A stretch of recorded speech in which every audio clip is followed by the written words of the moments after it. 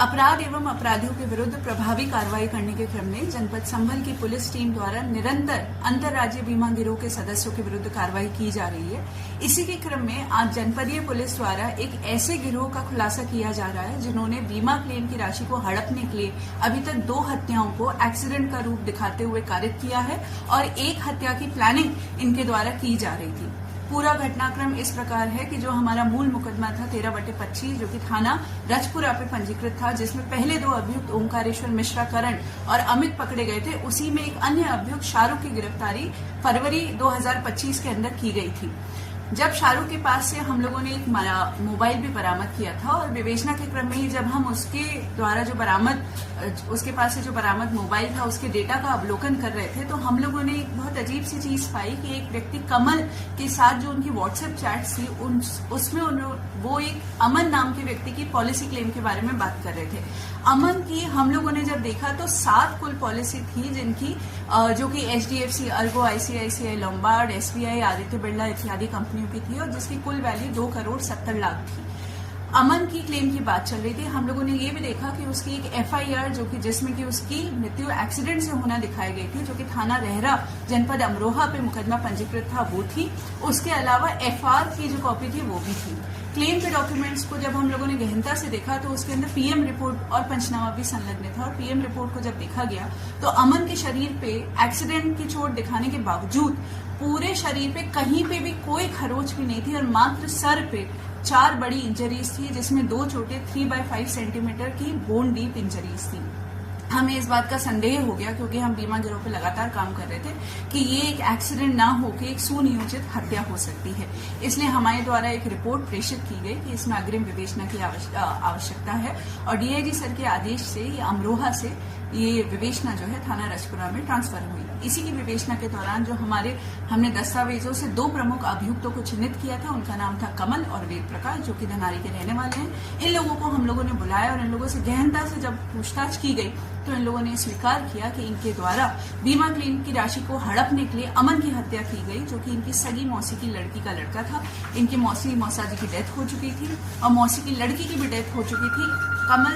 अमन जो व्यक्ति था वो एक तरीके से अनाथ था और उसका कोई भी आगे पीछे नहीं था, तो इसलिए इन्होंने अपने अन्य साथी, इसमें एक सुनील नाम का व्यक्ति है जो कि थाना रजपुरा के हिरौनी का रहने वाला है और इसमें इनका आप कह सकते हैं लिखा पढ़ी में मुंशी था, वो बीमा की पॉलिसी की बहुत अच्छे से जानकारी रखता था। इनके अन्य साथी ओम प्रकाश, प्रेम शंकर थे जिन्होंने इनको आइडिया दिया था किस तरीके से हत्या करनी है, जो कि धनारी के रहने वाले निर्देश और उसके जो सगे मामा हैं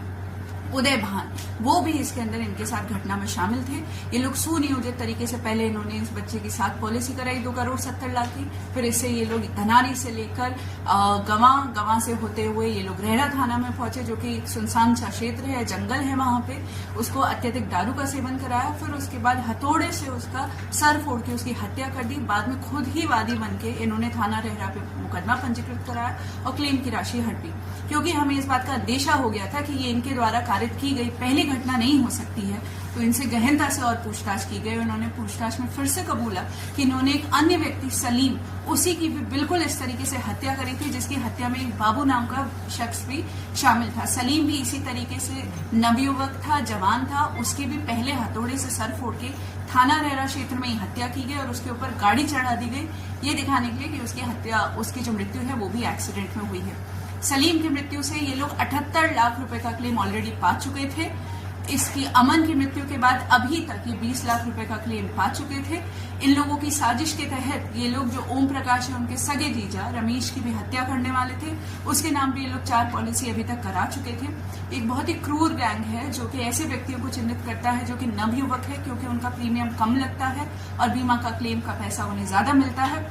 उन लोगों को चिन्हित करते हैं, बर्बरता पूर्वक उनका सर फोड़ के उनकी हत्या कर देते हैं और उस हत्या को एक्सीडेंट का रूप दिखाते हुए बाद में क्लेम की राशि को प्राप्त कर लेते हैं। इन लोगों को हत्या का दोषी मानते हुए आज मुकदमा अपराध संख्या 345/23 में अंतर्गत धारा 420, 302, 201, 475, 120B IPC में गिरफ्तार कर न्यायिक अभिरक्षा में भेजा जा रहा है। मैम कितने मामलों के इस तरह की जो बीमा गैंग के, तो कितने आरोपी अब तक जेल भेज चुके हैं? ये जो हमारी गैंग है इनके द्वारा 2 हत्याएं की गई हैं और उसके अलावा 1 हत्या की इनकी प्लानिंग थी, परंतु इससे पहले जनपद संभल की पुलिस द्वारा 2 इसी तरह की हत्याओं का अनावरण पिछले 10 दिनों में किया गया है। एक थाना चंदौसी के अंदर एक दरियाब नामक विकलांग व्यक्ति की इसी तरीके से हत्या की गई थी और बाद में उसे एक्सीडेंट का रूप दिया गया था। अभी हाल ही में थाना भैजोई में एक व्यक्ति जिनका नाम नवीन है, उन्होंने अपने सगे भाई संजय को ई रिक्शा से धक्का मारकर और बाद में उसका सड़क पर पटक कर उसकी हत्या कर दी थी और उसे एक्सीडेंट का रूप दिखा के बीमा का क्लेम दिया था। मैम मृतकों की इसमें मैम जो कितनी पॉलिसी अभी तक जो है कराई गई थी इसमें जो है, और कितना क्लेम अभी उन्होंने ले लिया था? तो जैसा कि मैंने आपको पहले ही प्रेस ब्रीफिंग में बताया है कि सलीम नामक व्यक्ति की इन लोगों ने कई पॉलिसी कराई थी।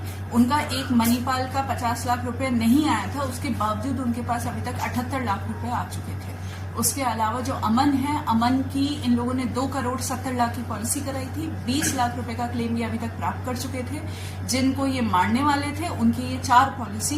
काफी अच्छे वैल्यू की अभी तक करा चुके थे।